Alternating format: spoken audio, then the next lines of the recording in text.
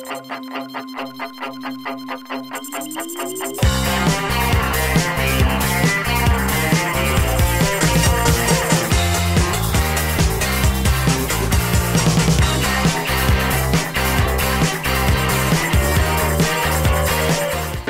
Gen Art is about emerging young talent. Was there ever a time in your career where you thought you'd give up and you wouldn't be successful? And I'm on film now? Yeah. Oh, Jesus.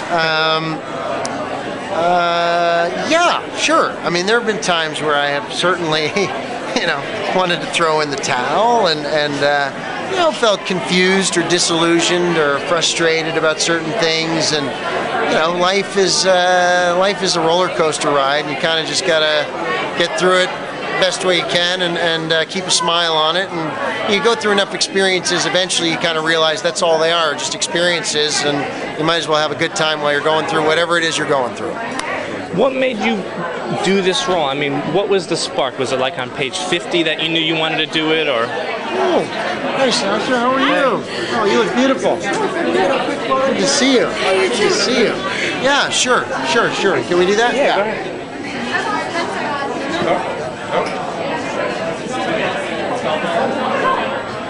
All right. Hey, buddy. Hey, buddy. You keep talking. No, it's good. I'll go. Where'd she go? You were waiting for Elisha? Oh, is this the one? Okay.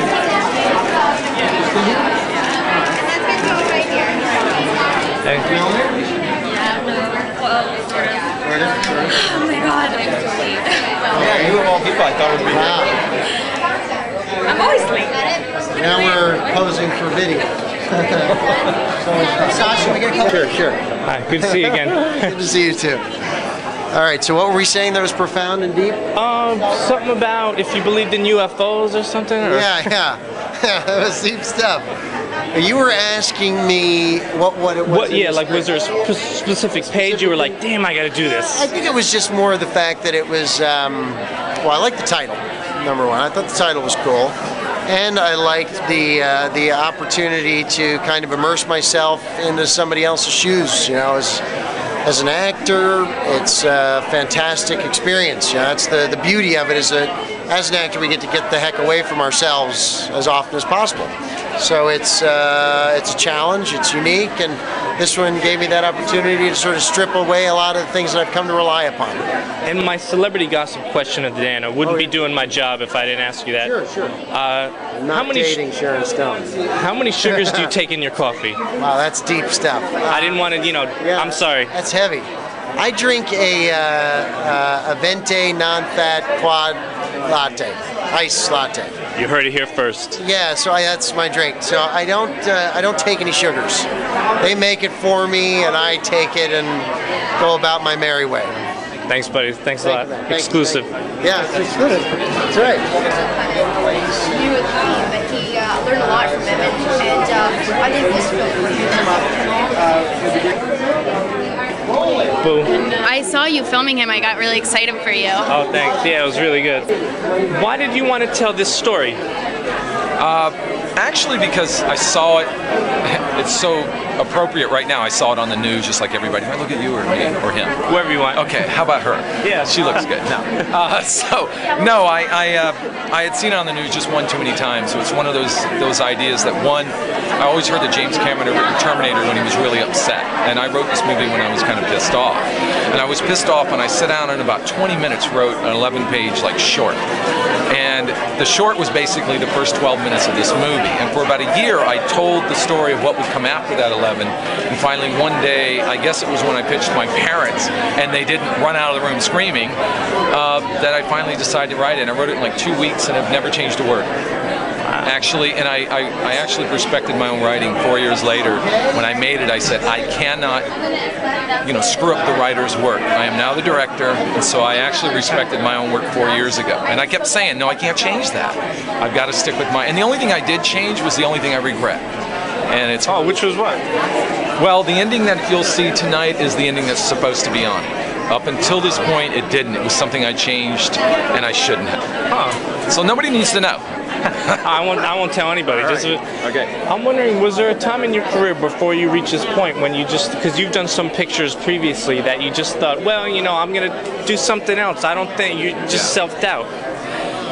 Yeah, well, there was a 3-year period when I almost got out of this business, and I got back in with this movie because I just kind of had it. I started traveling all over the world, and I started looking back at America and the way it looked to other people, and how movies really weren't that big of a deal over there, you know. So I kind of started figuring out I just didn't want to make a movie to make a movie. I wanted to kind of do things that I cared about, something that I wanted to say, not tell messages, you know, bury the message in the media, so to speak, but do something that, I mean, I turn down things now that I go, I just can't believe in it for 2 years, you know, because it's a 2-year process. All these movies are, no matter what anybody says. If you're writing, directing, editing, and finishing, it takes 2 years. And my celebrity gossip question of the day: right. How many sugars do you take in your coffee? I don't drink coffee. I've never had 1 glass of coffee ever in my life. You heard it here first. I play Harper, Scott Harper, the basically the office bully at Christian Slater's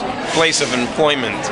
I'm his boss in the movie. Honestly, I wasn't sure what to expect working with him to begin with. I mean, obviously you can read a lot of press about people and think what you think, or create an opinion based on that.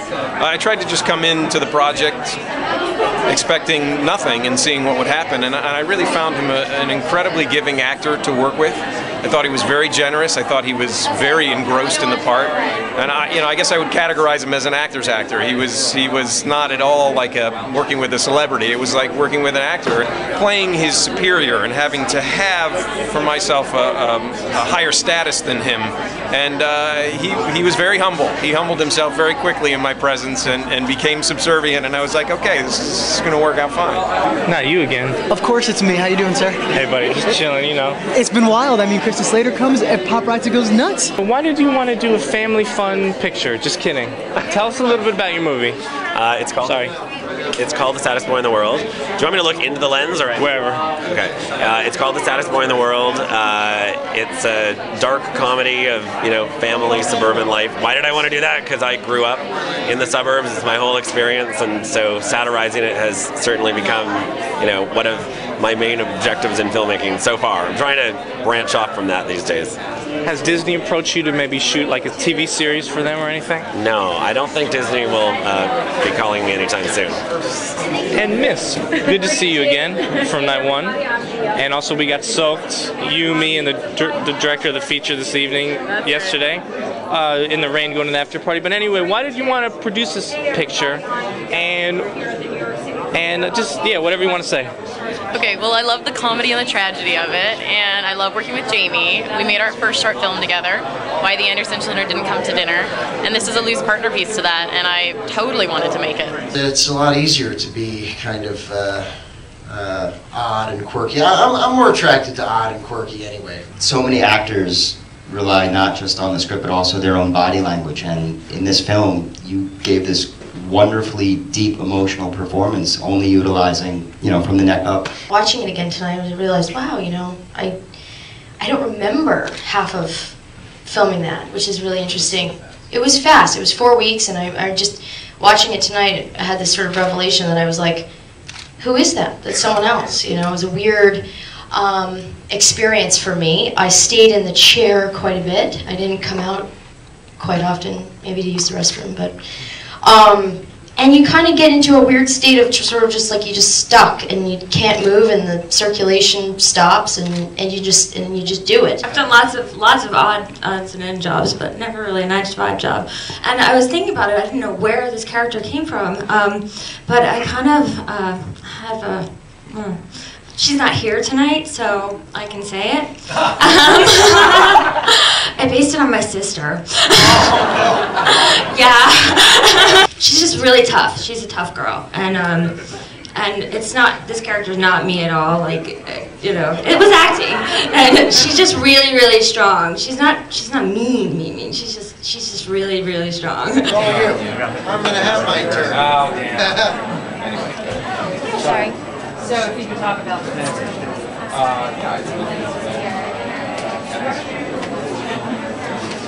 I guess now would be a bad time to run to the bathroom. He's a big Trekkie fan, so you could maybe reenact Star Trek II, Wrath of Khan. You could be Kirk. Like through the glass? Through the glass, like live long and prosper. Logo on the window. And they drive an Acura spaceship. And Slater's gonna be through the door, and I'm gonna be like, yo dude, I liked you, and pump up the volume. It's gonna be like... So my mom's going by in that bus right there. There, that was her. I saw you. I like your coat. I was all the way tucked in the back.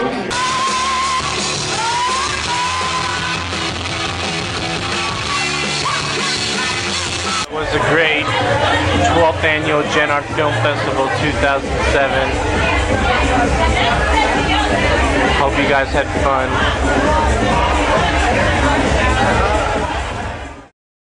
7 parties, 7 shorts, 7 films, 7 chances to meet cool people and put myself out there and see where the Velcro sticks. Taking down the last light. I'm getting all teary-eyed. It's over.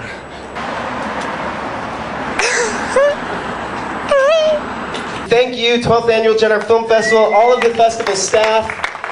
They work their asses off, we pay them nothing. If you need to hire someone, call me tomorrow. They're all unemployed. Thank you.